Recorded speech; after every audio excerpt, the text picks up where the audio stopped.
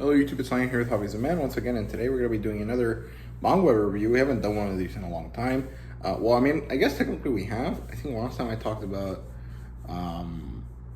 the Solo Leveling manga, but today we're going to be talking about God of High School Part 2, which is the national competition, and this is, I think, chapter 93 to 130, something like that. It's basically after they win the tournament the first time and before all of the new stuff happens, right? So it's you can look it up. It's easy to find. Just look up God of High School Part 2 National Competition and you'll find out what it is. But the author here is Park Young-ji, and the publisher is Webtoon. I think actually it's there's a different company that owns this. I think it's named Naver or something like that. But it's published on Webtoon. You can read it for free. It's one of those webtoons that you can just read, with no extra needs or anything like that. You can just read it on the app. Some of them don't let you read them like normally. You have to use coins or something. I don't know how the system works, but Webtoon, the God of High School Webtoon specifically is free access for everyone. And in terms of demographic, I'm not really sure. I think this is a teen YA style story, but I honestly couldn't tell you if it is or not, because some things are more or less average for shonen, and some things are not. So I really wouldn't be able to tell you if it fits the YA demographic the same way shonen does. So yeah, in terms of genres though, we have fantasy, martial arts, and a bit of sci-fi. Most of the sci-fi shows itself as the game system that they have, because this story has a lot of amalgamations of a lot of different things. It is mostly a fantasy martial arts type story, but there's enough sci-fi elements and game elements there to really push it to be this conglomerate kind of thing. And in terms of adaptation, it has a Crunchyroll anime, I think, and Crunchyroll original, right? I think it was Crunchyroll. It might have been Funimation, but they're the same company now, so it doesn't really make a difference. But yeah, there's an anime, and from what I understand, it crammed in a lot of the information that we get in the first part into a very short frame. I think it was only 12 episodes. So I would recommend you read it instead. In terms of the premise here, it's basically that the God of High School tournament is continuing, and we get to learn a little bit more about what the heck the point of the tournament is, and we get to see that this national competition is going on, and the secret politics behind the God of High School tournament and the people that run it. So it's kind of interesting. It doesn't really make too much sense if you think about it critically, but overall it is not horribly difficult to understand, and I think that works fine. At the end of the day, the most important part isn't really all of the background world building. It is mostly and quite clearly just the fights that are important. So be aware of that when you go in. If you're someone that really loves world building like I am, you might not find the most enjoyment out of the series. Like if you read something more shonen-esque like One Piece or Naruto or stuff which have a lot of rich world building. This one doesn't really care too much about that, but it does have enough plotline and fun action scenes to keep you entertained. So I think it works well. So the plotline is pretty weird, honestly. It continues the competition, but somehow everyone seems to have powers that they didn't have before, and it really isn't explained until near the end of the arc, or the end of the saga, I guess, or the end of the part. And so for most of the reading experience, I was very confused. I was like, why the heck are all these people suddenly having powers? I can't remember exactly what they're called.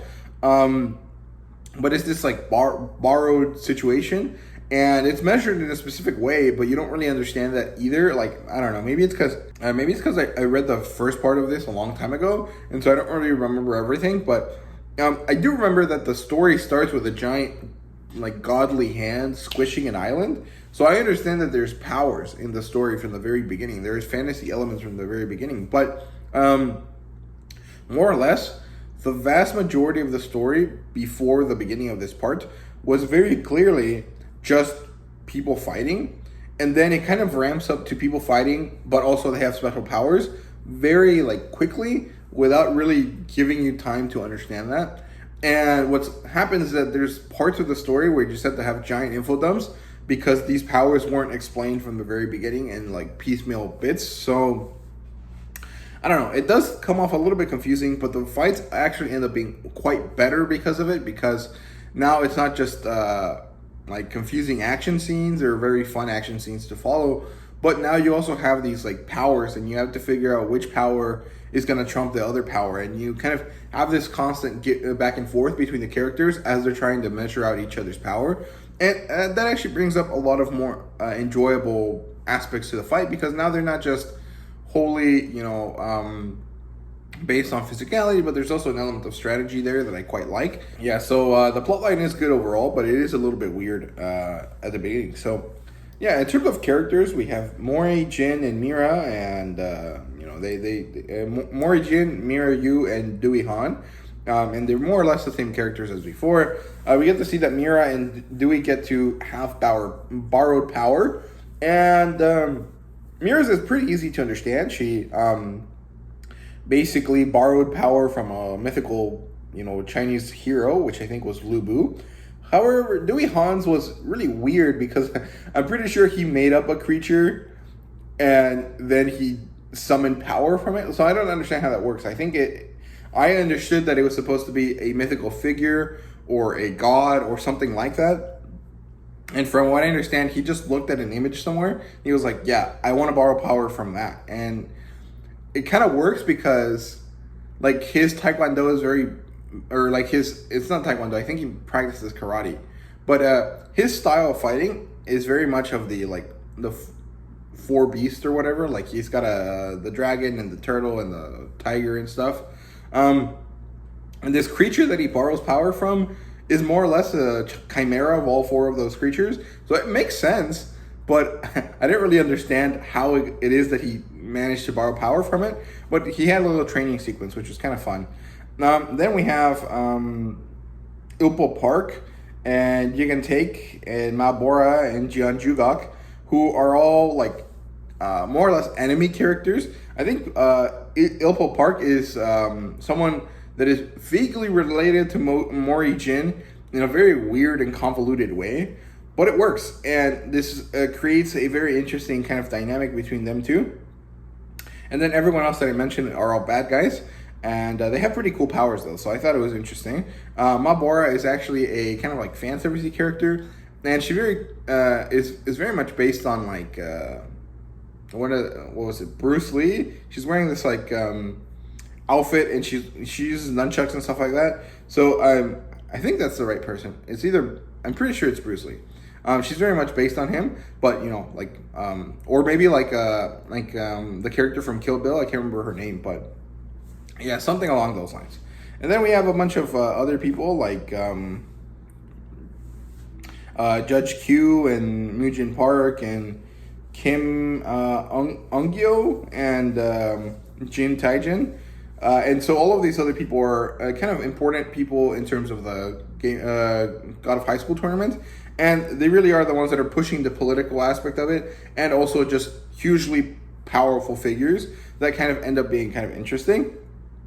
And it's cool. In terms of world building, the power system is very weirdly explained. I didn't really like how they went about explaining it because it doesn't really flow well. You have a fight, and you have a fight, and you have a fight, and then the fight stops so that we can have a kind of flashback to explain how the powers are obtained. And then we have another fight, and then we have another fight, and then we get more explanation about the powers, and we have another fight, and then the big final climax of the story. And then we have an extra fight scene or like an extra couple fights where it's just Mori's grandpa being explained. So the world building is weird. It's explained enough to be understood, but it is pretty minimal and it doesn't really make too much sense. Like, it's not difficult to understand either, but like, it's not explained well, if that makes sense. It is a little bit confusing. However, the progression of the powers I think was pretty interesting because, you have no powers, and then you have powers that include borrowing power from a god, and then you have these people that are not going to be using those powers, which are called true fighters or something like that. And then you get this climax where Mori Jin shows off his power, but it's not a power. It's like he's literally one of these characters that people borrow power from. And so it's very, very interesting. And I guess that is a spoiler, but I'm pretty sure most people understood that Mori-Jin was Sun Wukong from the very beginning. So there you go. But that escalation is really, really good. I actually enjoyed that aspect of the world building. I just didn't like how they explained the power system before the final escalation into Mori-Jin's reveal, right? So yeah, in terms of artwork here, it's quite amazing. I mean, there really is nothing to complain about in terms of the art style for God of High School. It's quite good. It's really, really enjoyable. Sometimes the fight scenes are a little bit confusing because of the way that the mangaka, no, the manga artist decides to illustrate the action, the flow of the action, right? So it's a little bit confusing sometimes, but overall it's very, very beautiful looking. So yeah. And in terms of fan service, there's a few different little fan service scenes. The hot nurses come back. Mabora is basically a fan service character. And there's a few other situations like that, but not much. So yeah. In terms of rating, it's a 3 out of 5. I'm not really loving the story, honestly, but I don't hate it enough to drop it. So I think I'm going to read the next section of the story, and if I don't like it at that point, I'll drop it. But for now, it's good, so it's fine. Do I recommend it? Yeah, I mean, I think it's a really easy to get into story. It's very similar to Dragon Ball in that sense. Like, at least Dragon Ball Z, it's just fights, and, there's an emotional investment there with the characters, and there's a kind of element of world building there, but the vast majority of the importance is definitely on the fighting aspect of it. So if you like stuff like that and you want to read something that doesn't really make you think all that much, definitely check this out. It's quite good. In terms of similar titles, I think Dragon Ball is probably the most similar thing, but I mean, generally any fighting manga of any kind would kind of work.